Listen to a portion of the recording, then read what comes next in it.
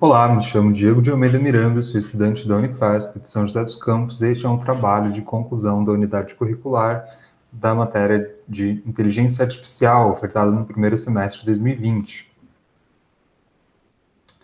Métodos de aprendizado de máquina supervisionado, inspirados na ferramenta MathML para classificação de obesidade. A obesidade é a normal ou excessiva acumulação de gordura prejudicial à saúde, normalmente diagnosticado utilizando uma métrica de índice de massa corporal, ou IMC, de forma que um indivíduo considerado obeso quando seu IMC é maior ou igual a 30.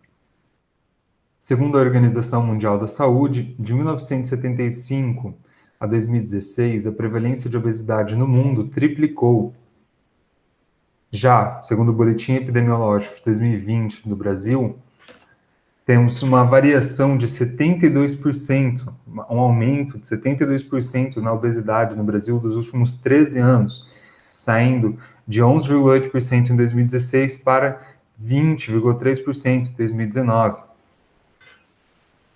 Comumente é associado o sedentarismo e o consumo calórico excessivo, quando comparado às reais necessidades calóricas do indivíduo, como as únicas causas da obesidade. Entretanto, a microbiota intestinal pode exercer um papel muito importante nesta doença ou nesta condição fenotípica. Claramente existe uma causalidade não unidirecional entre a relação da ecologia microbial do intestino e a condição de obesidade. Então, dessa forma, é importante que realizarmos uma caracterização da microbiota intestinal dos indivíduos, para que possamos esclarecer de que forma a microbiota intestinal torna o indivíduo vulnerável à obesidade. A microbiota intestinal também é estudada com relação a diversas outras doenças, como Parkinson e Alzheimer. Bem, como propõe o título, usamos como referência a ferramenta MathML, que é apresentada neste artigo ao lado direito. Esta é uma ferramenta que se propõe a utilizar métodos de classificação com aprendizado de máquina supervisionado. Recebe como entrada dados metagenômicos brutos e utiliza a ferramenta MathPHL-AN2 para o pré-processamento, que fornece uma tabela de abundância e alguns marcadores biológicos, nos quais não utilizaremos, nos focaremos na tabela de abundância. E utilizaremos os dados referentes à obesidade, apesar da ferramenta utilizar como validação conjunto de dados de diversas doenças, a qual o conjunto de dados de obesidade apresentam 164 indivíduos obesos e 89 indivíduos de controle, ou seja, indivíduos com o IMC abaixo de 25, pois os indivíduos entre 25 e 30 no IMC são descartados nesse estudo. Para a construção dos nossos modelos, utilizaremos o modelo de aprendizado de máquinas supervisionadas Sport Vector Machine e o Random Forest. Os parâmetros de regularização, ou parâmetro C, do Sport Vector Machine, poderão variar de 2 a menos 5 a 2 a 15. Já os parâmetros gama para um kernel não linear irão variar de 2 a menos 15 a 2 a terceira.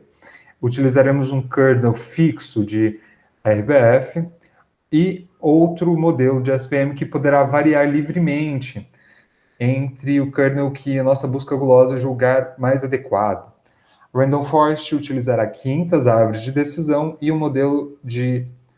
um critério de divisão Gini.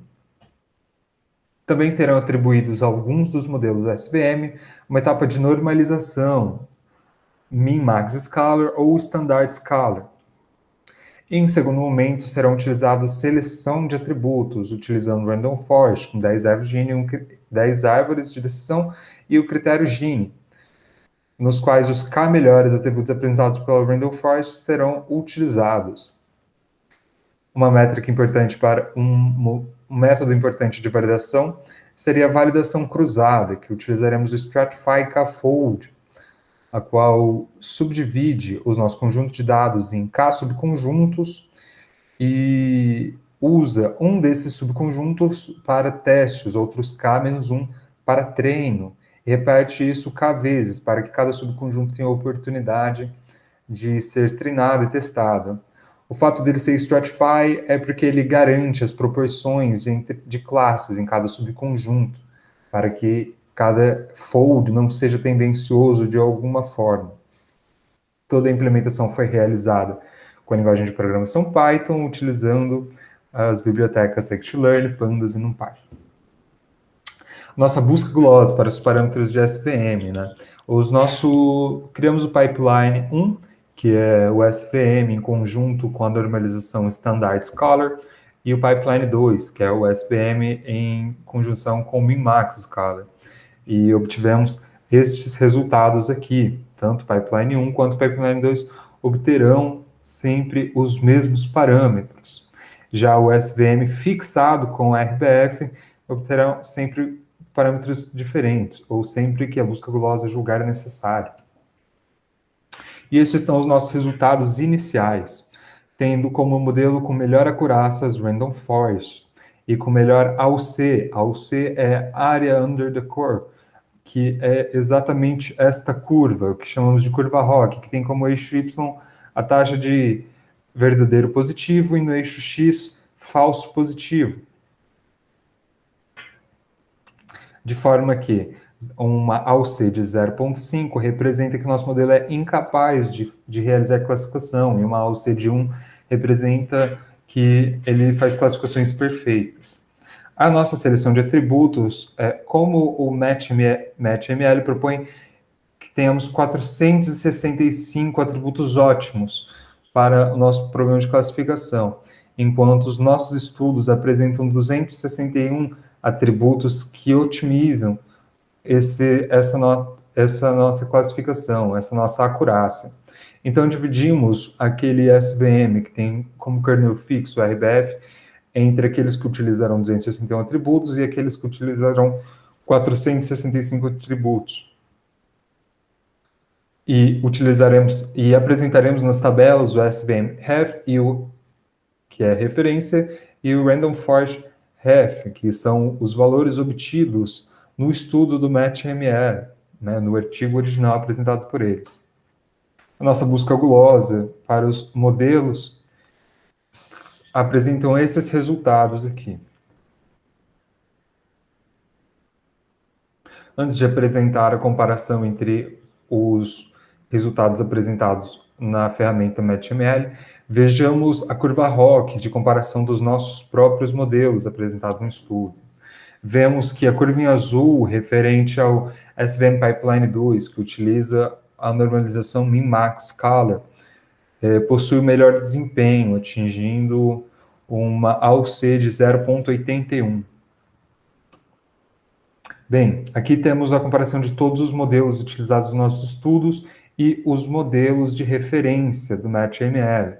Vemos que o modelo Pipeline 2 obteve um desempenho muito superior ou significativamente superior ao apresentado no MatchML e também na métrica de AUC. Já em precisão e revocação, isso não é diferente. Em precisão, quem tem o melhor desempenho é o Pipeline 1, que usa o Standard Scholar.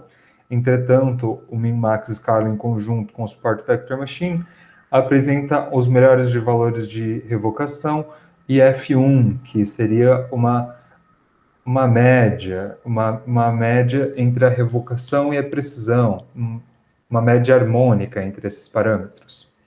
Bem, a conclusão é que, de fato, a etapa de normalização dos dados é muito importante para a nossa otimização de desempenho. E, muito provavelmente, a MatchML não pôde se aprofundar nos estudos de caso da obesidade, pois ela tenta ser uma ferramenta mais genérica. É importante que em estudos futuros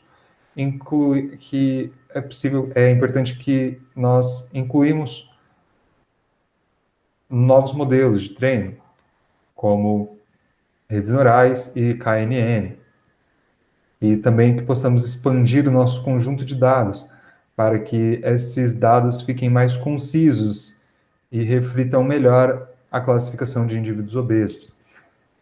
Essas são as nossas referências bibliográficas e essas são as nossas referências de imagens utilizadas aqui. Espero que você tenha gostado. Muito obrigado.